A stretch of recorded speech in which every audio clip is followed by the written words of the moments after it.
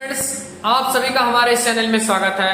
आज मैं आपको केमिस्ट्री का लेसन 1 पढ़ाऊंगा जो कि काफी इंपॉर्टेंट है। तो इसमें हम देखेंगे केमिस्ट्री 1 में, जो कि इस लेसन का नाम है रासायनिक अभिक्रिया एवं समीकरण। तो इसमें हम सीखेंगे रासायनिक अभिक्रिया क्या होती है, किस प्रकार की होती है, कैसे होती है और कैसे हम पहचानेंगे। तो अब हम समझते हैं रासायनिक अभिक्रिया। समझते हैं रासायनिक अभिक्रिया। तो रासायनिक अभिक्रिया होती क्या है? जब एक या एक से अधिक पदार्थ आपस में अभिक्रिया करके नए पदार्थ बनाते हैं तो ऐसी अभिक्रिया को रासायनिक अभिक्रिया कहते हैं। तो ये तो था हमारा डेफिनेशन। तो उदाहरण समझते हैं। जैसे हम मान लेते हैं यह है जिंक और यह H2SO4 सल्फ्यूरिक अम्ल। इसे हम आपस में क्रिया कराएंगे तो ये क्रिया करेगा, इससे बन जाएगा ZnSO4 और प्लस ये बन जाएगा H2 गैस। तो यहां पर हुआ क्या? यहां पर हम डेफिनेशन में देख रहे हैं जब एक या एक से अधिक, अर्थात ये एक या एक से अधिक पदार्थ है। जब एक या एक से अधिक पदार्थ आपस में संयोग मतलब आपस में क्रिया करके नए पदार्थ, यहाँ पर देखें तो जिंक था, यहाँ पर हाइड्रोजन सल्फेट था, सल्फ्यूरिक अम्ल था। यहाँ पर क्या हुआ?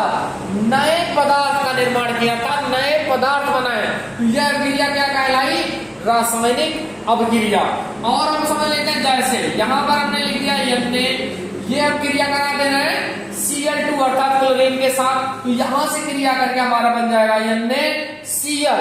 तो इसका बैलेंस यहाँ 2 क्लोरीन है तो यहाँ पे 2 सोडियम होगा, यहाँ 2 कर देते हैं। तो यहाँ भी हम देखें तो जब 2 या 2 से अधिक पदार्थ आपस में क्रिया कर ले और एक नया पदार्थ बना दे, यहाँ पर सोडियम है या क्लोरीन, तो यहाँ बन गया सोडियम क्लोराइड।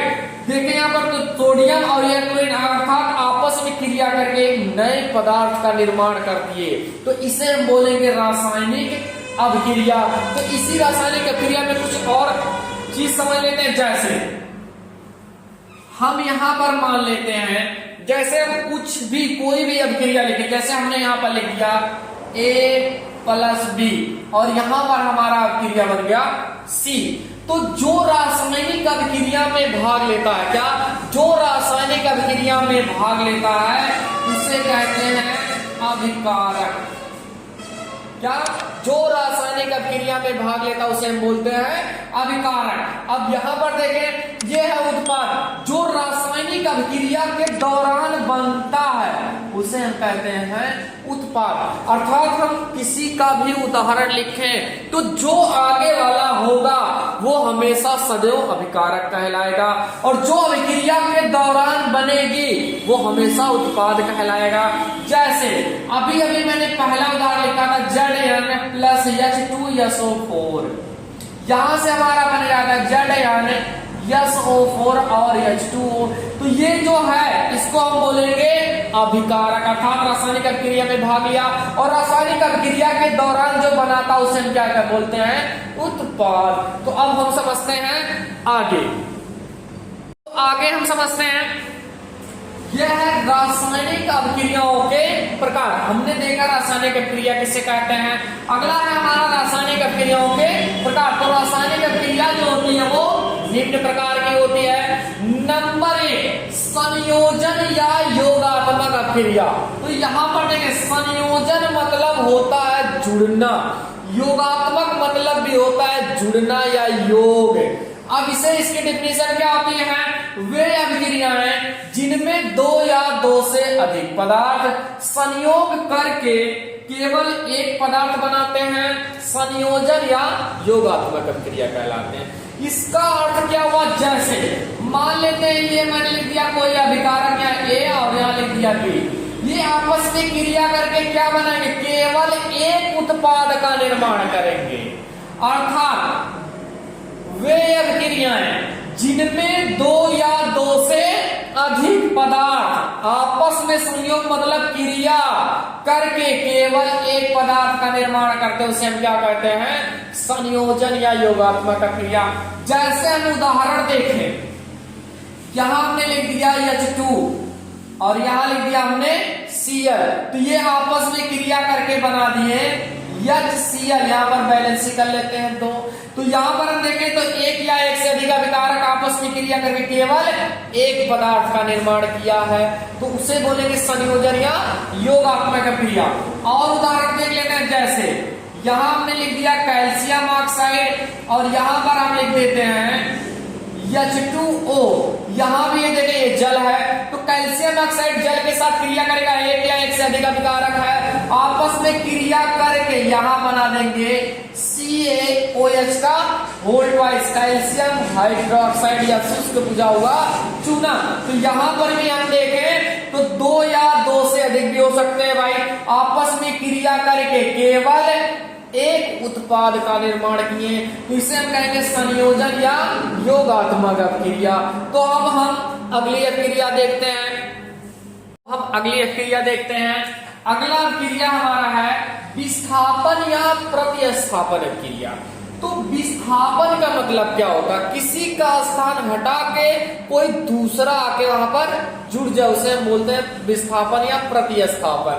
तो इसकी डिफिनीशन क्या होती है, वे अभिक्रियाएं जिनमें किसी यौगिक के अणु के किसी एक परमाणु अथवा परमाणुओं के समूह के स्थान पर कोई दूसरा परमाणु अथवा परमाणुओं का समूह आ जाता है, प्रतिस्थापन अभिक्रियाएं कहलाती है।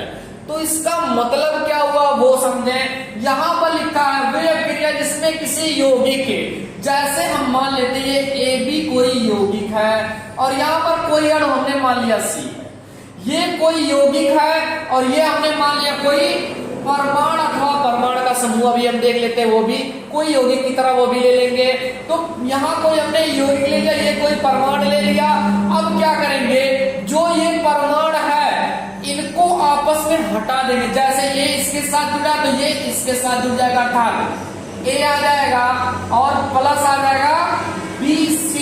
यहाँ पर क्या हुआ, कोई यौगिक था जो परमाणु या परमाणुओं का समूह, इसको क्या कर दिया, प्रतिस्थापित अर्थात हटा दिया। जैसे उदाहरण देखिए, जैसे हम देखें यहाँ पर हमने लिख दिया H2SO4, यह है सल्फ्यूरिक अम्ल, इसे हम जिंक के साथ क्रिया करा देते हैं। तो ये कोई यौगिक है और ये कोई परमाणु है, तो इसे ये क्या कर देगा, प्रतिस्थापित अर्थात इसके साथ जुड़ा था, इसे क्या कर देगा, प्रतिस्थापित कर देगा। तो यहां से बन जाएगा Z यानी SO4 और प्लस H2 यहां पर बन जाएगा।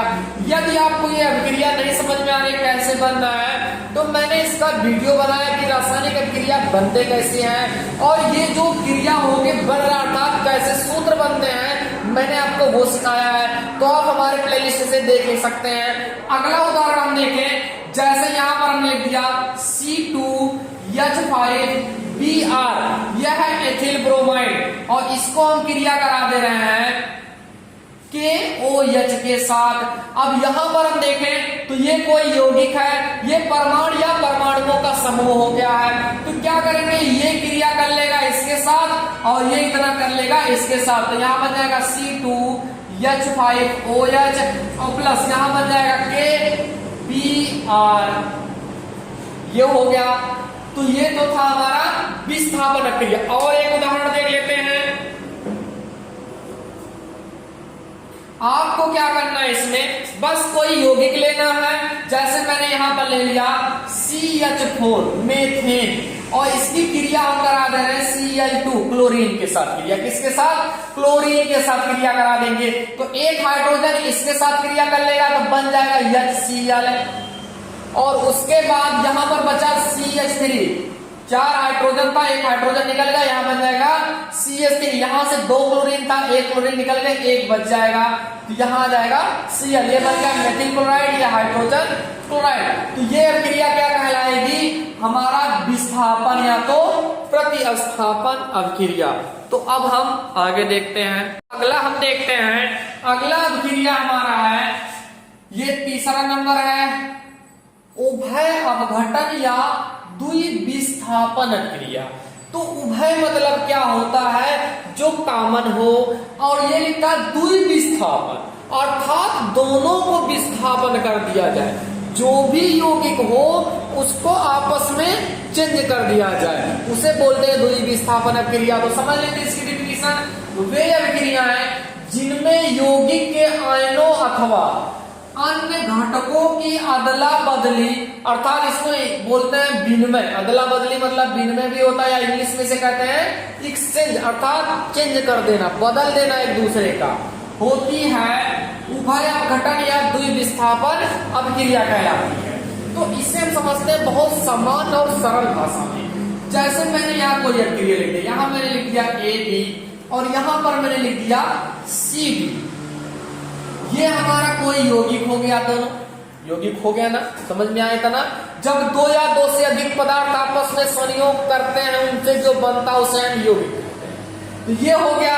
अब यहां पर हम देखें तो लिखा आयनों अथवा अन्य घटकों की अदला बदली। देखिएगा ये क्रिया करेगा इसके साथ और ये क्रिया कर लेगा इसके साथ, अर्थात जो आयन होता है, मैंने आयन का वीडियो बनाया है, उसमें मैंने आपको सिखाया है कि कैसे सूत्र बनाया जाता है।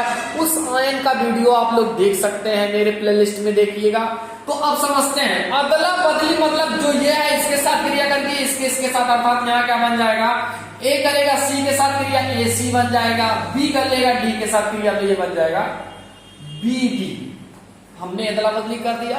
कुछ इसी प्रकार उदाहरण देख लेते हैं। जैसे उदाहरण में ये मैंने लिख दिया AgNO3, क्या लिख दिया, ये है AgNO3 और इसका सूत्र, ये नाम है सिल्वर नाइट्रेट। क्या है, सिल्वर नाइट्रेट। इसको क्रिया करा दे रहे हैं NaCl के साथ, क्या, NaCl के साथ। तो देखिए यदि आप हमारा आयन का वीडियो देखते हैं तो जो ये आपको अभिकारक दिख रहा है उत्पाद बनाने में ज्यादा से ज्यादा 1 से 2 सेकंड, क्योंकि आपको मैं बता दे रहा हूं थोड़ा सा।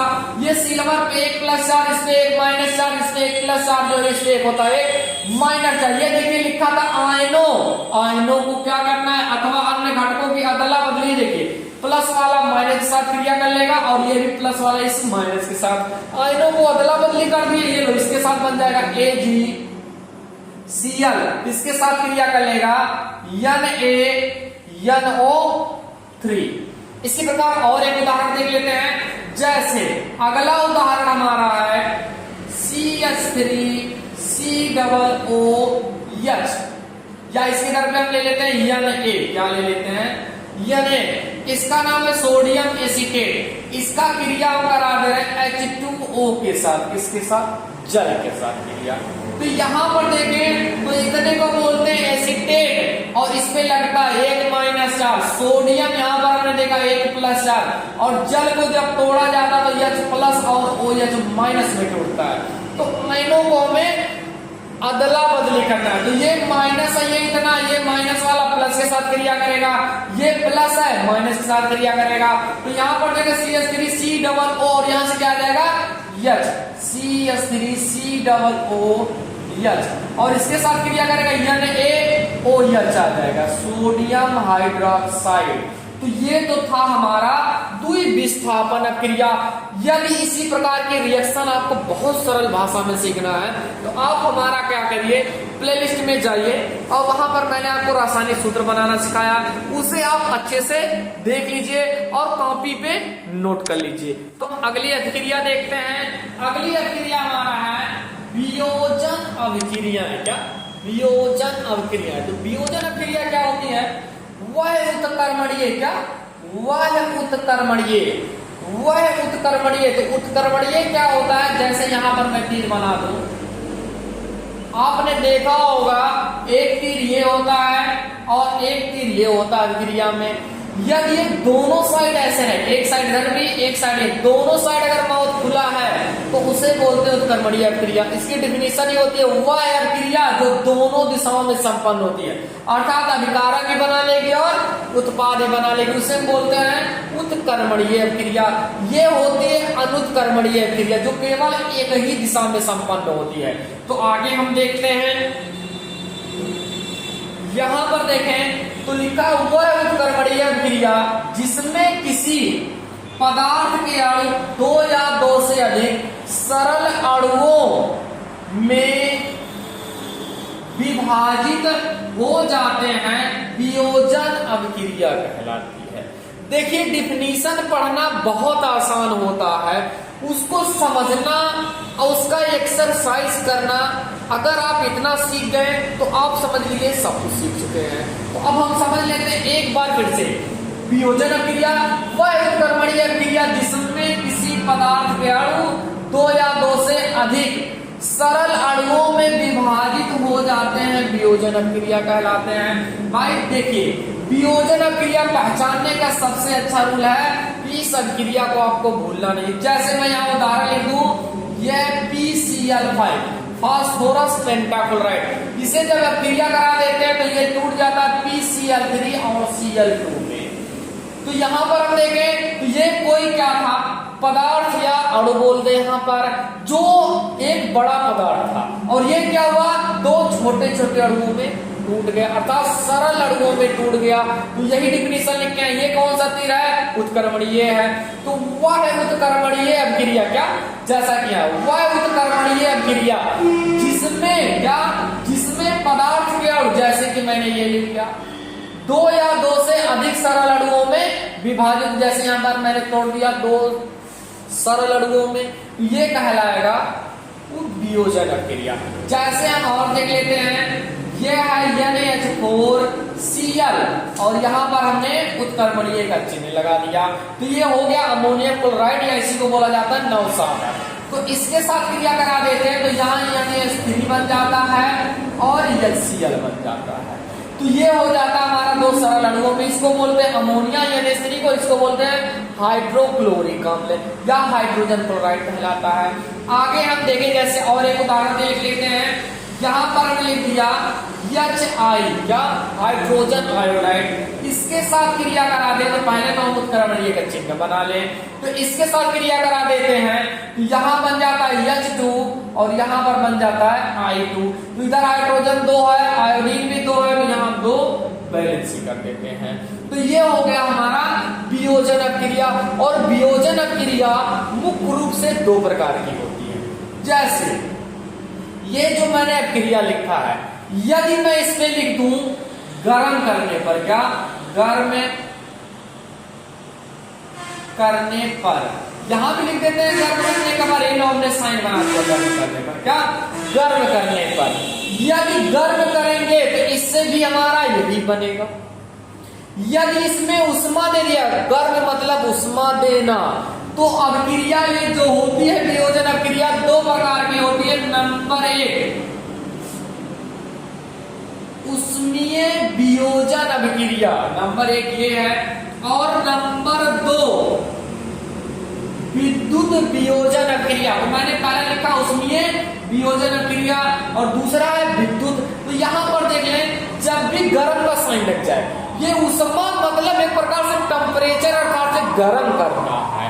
तो जब हम गर्म का साइन लिखते हैं या उष्मा लिख दें, तब उससे जो अभिक्रिया या उत्पाद बनेगा उसे हम बोलेंगे उष्मीय वियोजन अभिक्रिया। यहाँ भी देख ले तो गर्म अर्थात उष्मा दिया जा रहा तो उष्मीय अभिक्रिया कहलाएगी। ये भी इसी प्रकार एक उदाहरण और देख लेते हैं, विद्युत का मतलब क्या। जैसे मैंने यहाँ लिख दिया NaCl और इस यहाँ पर हमने उत्क्रमणीय का चिन्ह लगा दिया, इस पे हमने लिख दिया विद्युत अपघटन। अब हम क्या करेंगे, इसके साथ क्रिया कराएंगे तो यहां बन जाएगा Na+ और यहां पर आ जाएगा Cl-। तो यहां पर हम देखें तो यह हमारा विद्युत अर्थात करंट प्रवाहित कर दिए, तब यहां से बना सोडियम क्लोराइड Na+ और Cl-। तो वियोजन अभिक्रिया दो प्रकार की। नंबर 1 उष्मीय वियोजन अभिक्रिया जिसमें उष्मा दी जाता है, टेम्परेचर दिया अर्थात गर्म किया जाए, और विद्युत में क्या, जिसमें करंट प्रवाहित किया जाए। यहाँ विद्युत का अर्थ ही उसमें करंट प्रवाहित किया, जैसे कि मैंने यहाँ विद्युत अपघटन किया। तो ये अभिक्रिया होती है वियोजन अभिक्रिया। तो अब हम आगे देखते हैं, अगली अभिक्रिया समझते हैं। अगला अभिक्रिया हमारा है अपघटन अभिक्रिया। क्या, अपघटन अभिक्रिया। अपघटन मतलब होता है वियोजन अर्थात टूटना या अलग होना। तो समझते हैं अपघटन अभिक्रिया वह अनुत्क्रमणीय अभिक्रिया। कौन सी अभिक्रिया, वह अनुत्क्रमणीय अभिक्रिया। अभी हमने आपको बताया, आप भी जानते हैं अनुत्क्रमणीय अभिक्रिया जो यहाँ पर तीर लगा है वह इसकी डिफिनीशन ही होती है अनुत्कर्मणीय अभिक्रिया। वह अभिक्रिया होती है जो केवल एक दिशा में संपन्न होती है, उसे हम क्या कहते हैं, अनुत्कर्मणीय अभिक्रिया। जैसे ये जो तीर है यह है अनुत्कर्मणीय अभिक्रिया का। तो वह अनुत्कर्मणीय अभिक्रिया जिसमें किसी पदार्थ के अणु दो या दो से अधिक सरल अणुओं में विभाजित हो जाते हैं, अपघटन अभिक्रियाएं कहलाती हैं।